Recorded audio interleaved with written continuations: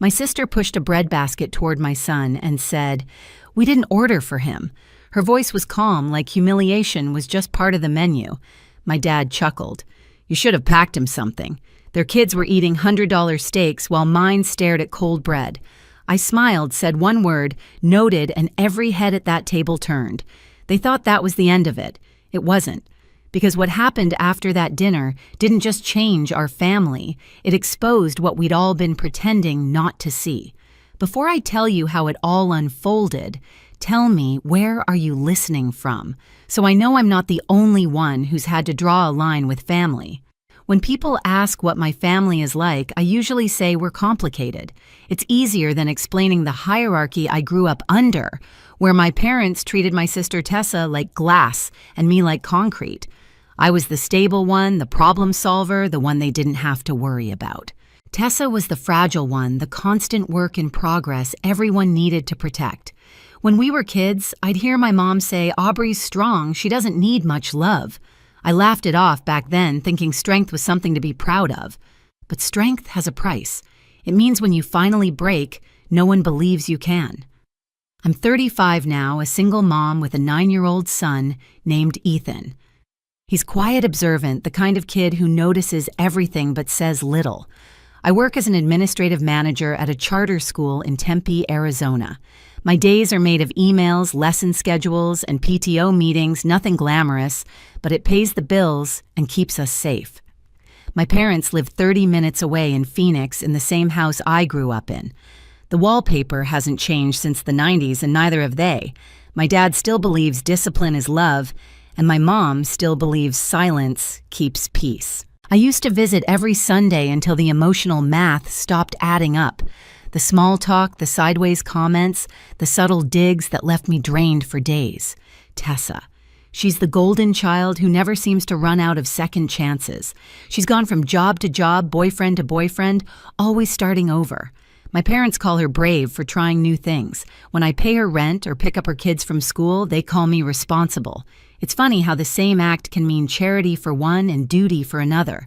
So when my parents invited me to their 45th anniversary dinner, I wanted to believe it was a truce. My mom's text said, "Just family, nothing fancy."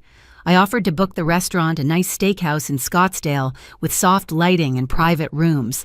I even found a company to restore their wedding photo from 1978, framed it beautifully. I thought maybe for one night we could all sit at the same table and remember we were on the same side. I didn't realize I was walking straight into a script I'd been cast in since childhood, the one where love had conditions and respect had limits. The night of the dinner, Ethan and I arrived 5 minutes early. He was wearing the little navy blazer I'd ironed that morning, his hair combed just the way he liked it, neat, but not babyish. He gripped my hand as we walked through the heavy glass doors of the steakhouse. I remember the smell of seared meat, the low jazz music, the clink of silverware. It was warm, expensive, almost too polished to feel real. Tessa and her family were already there. Her husband, Doug, had a drink in hand. Their boys were sprawled across the booth, loud and glowing from their tablet screens. Tessa turned, smiled just enough to be polite, and said, "Oh, hey, you made it." She didn't stand up. My mom offered a distracted hug. My dad didn't move at all. No one looked at the gift bag I was holding, the restored wedding photo I'd spent weeks arranging. It sat beside me like an afterthought. I helped Ethan unfold his napkin, pointed at the menu, and whispered, "You can get anything you want." He smiled at the chicken tenders. Simple, safe, something a kid could love. I was just about to wave down the waiter when Tessa leaned over, sliding the bread basket toward Ethan. "We didn't order for your son," she said. "Mom thought he's a picky eater anyway." For a second, I thought I'd misheard her. Then my dad added, casual as ever, "You should have packed him something." It wasn't just what they said, it was how easy it sounded. The tone of people so used to dismissing you that they don't even notice anymore. I looked at my mother. She stared into her glass of water like there was something important floating inside. No one else spoke. Ethan's shoulders slumped. He didn't cry. He just stared at the bread like it might disappear if he touched it. Something in me cracked, but not loud. It was quiet, steady, controlled. I realized sitting there that this table had always been the same Tessa, getting seconds me cleaning the crumbs. I smiled. Just one word left my mouth. Noted. The sound of it seemed to echo longer than it should have. Tessa looked confused. My dad went back to his steak, but Ethan glanced at me, really looked, and in his small, shy eyes, I saw it. He understood that his mother wasn't going to take it anymore. I didn't say another word. I just waited. Waited for the moment to make good on that promise. The waiter came back a few minutes later, his notepad ready, smile polite.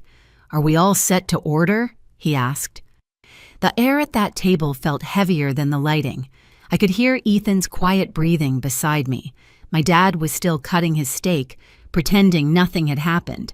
My mom was scrolling through her phone, and Tessa was whispering something to Doug, probably about me. I stood up. The chair scraped against the floor loud enough that every conversation in the private room stopped. Actually, I said calm and steady, cancel any orders that haven't gone to the kitchen yet, and put everything that's already on the way on my father's tab. It's his anniversary after all. You could hear a pin drop. The waiter froze. Tessa's jaw fell open. My dad finally looked up, fork in midair. "And for my son," I continued, "he'll have the ribeye. Medium rare, with truffle fries and a Coke. Make it quick, please." The waiter nodded, eyes wide, and disappeared. Ethan looked at me like he wasn't sure if he should smile. I reached over and broke a breadstick in half, handed it to him. "Eat, honey," I whispered. "We're fine." Doug cleared his throat. "Was that really necessary?" I turned my eyes to him, calm as glass. Yes, it was. No one else spoke. The only sound was the soft clink of silverware from another table through the thin wall. Uncle Frank, my mother's brother, let out one low chuckle from across the room. I hadn't even noticed he and Aunt Laura had joined the dinner late, sitting at the end. Laura's eyes met mine, proud and knowing. She nodded once, like she'd been waiting years to see me do that. Dinner dragged on stiff and silent. Tessa's boys complained their food was taking too long. My dad didn't say another word. My mom tried to smile through the tension, her voice brittle whenever she spoke. When the check arrived, the waiter handed it straight to my father. My dad's face went red, but he didn't argue. As we stood to leave, I reached into the gift bag and pulled out the framed wedding photo I'd restored. It was beautiful sepia tones. Edges smoothed the two of them, smiling like the world was just beginning. I placed it gently on the table. "Happy anniversary," I said softly. Then I took Ethan's hand and walked out. We passed the host stand, the bar, the soft jazz still playing like nothing had happened. Outside, the night air hit cold against my skin. Ethan squeezed my hand. "Mom!" "Yeah." He looked up, small and serious. "You weren't scared." I smiled. "No, baby." I was done. By the time I tucked Ethan into bed that night, my phone was already lighting up calls from Mom, missed FaceTimes from Tessa, one long voicemail from Dad. I didn't listen to any of them. I knew exactly what they'd say. "You embarrassed us. You made a scene. You ruined our dinner." For once, I didn't care. I poured a glass of water, sat on the couch, and let the quiet sink in. The house felt still safe. No one talking over me. No one telling me what I should have done differently. Then my phone buzzed again, a message from Tessa. "You owe Dad for the dinner. $1,200. Pay your share." I stared at it for a long minute, then typed back one word, noted. I didn't hit send. I didn't need to. The next morning, there was a knock on my door. I opened it to see my parents and Tessa standing on the porch. They didn't call first. They never did. Dad was holding an envelope. Mom's lips were pressed so tight they were almost white. Tessa had her arms crossed, her sunglasses still on, though it was cloudy. "Can we come in?" Mom asked already, stepping forward. I didn't answer. I just moved aside. Ethan was sitting on the couch, pretending to play his Switch. He looked up, caught my eyes, then looked back down. He didn't need to see this, but he'd lived through enough of it already to know how it went. Dad placed the envelope on the kitchen counter with a soft thud. "That's the bill from last night. You agreed to pay half. You didn't." I leaned against the counter, calm. "Actually, I didn't agree to that. I offered to host, and you turned it into a public shaming. That was your tab." "You embarrassed the entire family," Mom said, her voice shaking. "In public, Aubrey. People were watching." Tessa cut in sharper. "You're delusional. Everyone's talking about it. You looked crazy." I laughed quietly. "Crazy." "You called my son invisible. Maybe that's what crazy looks like to people who can't handle a mirror." Tessa's mouth opened, but Uncle Frank's truck pulled up before she could speak. I'd called him 15 minutes earlier, said, "They're here." He'd simply replied, "We're on our way." When he and Aunt Laura walked in, the room shifted. My mom's face dropped. Dad's eyes narrowed. Frank nodded at me. "You good?" "Perfect," I said. Laura went straight to the counter, looked at the envelope, then back at my parents. "You really came here to collect money from your daughter after what happened." "This isn't your business," Mom said quickly. Frank crossed his arms. "It is when you keep pretending one child's worth more than the other." Tessa scoffed. "Oh, please, here we go again, poor perfect Aubrey." I turned to her, my voice level. "You know I've covered your rent for almost a year, paid your electric bill, bought your kids Christmas presents.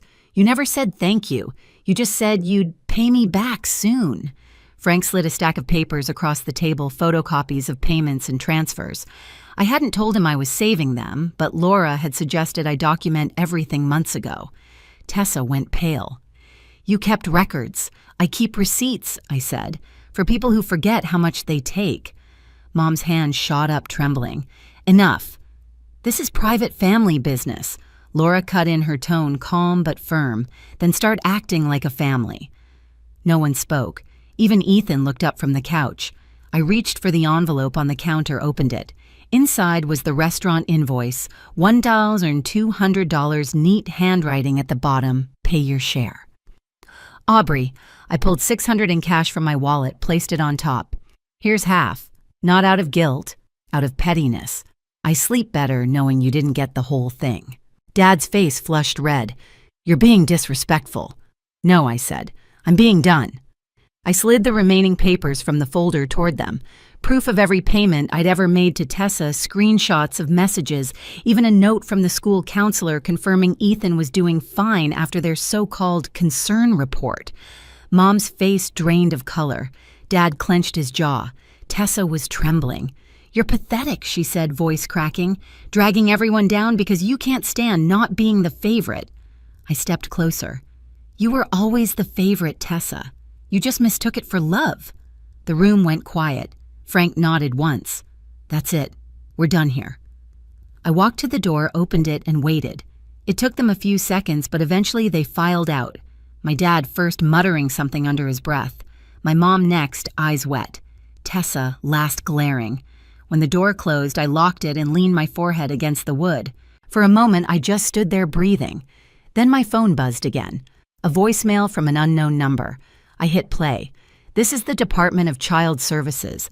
We received an anonymous report about your son, Ethan. We'd like to schedule a home visit." I froze. By the time the knock came 2 hours later, I'd already cleaned every surface of the house, double-checked. The fridge straightened Ethan's room.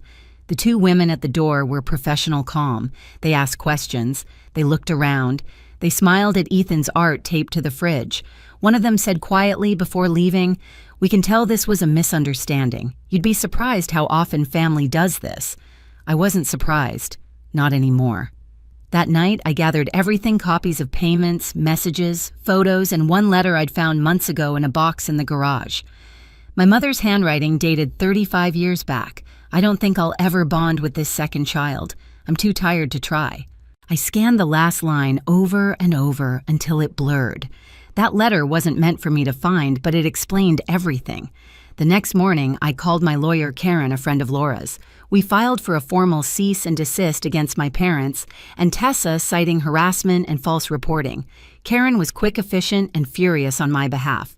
A week later, a letter arrived at my door, this time from their attorney. They were filing for grandparent visitation rights, claiming I was denying them access to Ethan out of spite. Karen read it, smirked, and said, "They don't have a case. Arizona law won't back them. But let's make sure they regret even trying." We filed a full response with evidence attached, proof of harassment. The CPS report marked unfounded the payment trail and that old letter from my mother. 3 days later, the case was dismissed. When I told Ethan, he just nodded. "So they can't bother us anymore." "No, honey," I said. "Not anymore." He smiled, small but real. That evening, as I watched him color at the table, I realized it wasn't revenge. I'd done, it was rescue. rescue from a family that confused loyalty with obedience and love with control. After the court dismissed their claim, silence finally settled like clean air after a storm. No calls, no messages, just quiet. I changed the locks the same week and updated my will, naming Uncle Frank and Aunt Laura as Ethan's legal guardians if anything ever happened to me. It felt strange freeing like cutting a rope that had been digging into my wrists for years. Doug Tessa's husband sent a single text 2 days later, a screenshot of a bank transfer, half the rent I'd covered for them. No apology, no words, just numbers. A few minutes after another message came through, "I'm done with her. Take care of yourself." I stared at it for a while before deleting it. He wasn't worth the space in my phone. None of them were. When I saw my mother at the grocery store a week later, she looked smaller, older. She didn't speak. Just stood by the produce section, pretending to compare prices on apples. I walked right past her. For the first time in my life, I didn't stop to make her comfortable. At home, Ethan was on the porch reading. The sunset painted his face in gold and orange. "You seem different," he said quietly. "I am," I told him. I stopped trying to fix things that weren't broken by me. He smiled, leaned against my shoulder, and kept reading.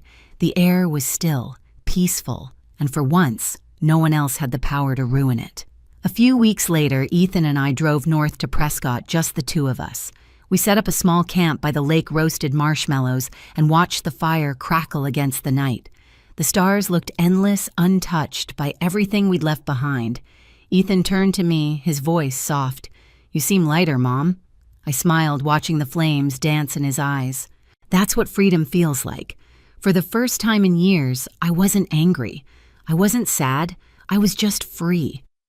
If you've ever had to draw a line with family to protect your peace, tell me in the comments, where are you listening from tonight? Because I know we're not alone.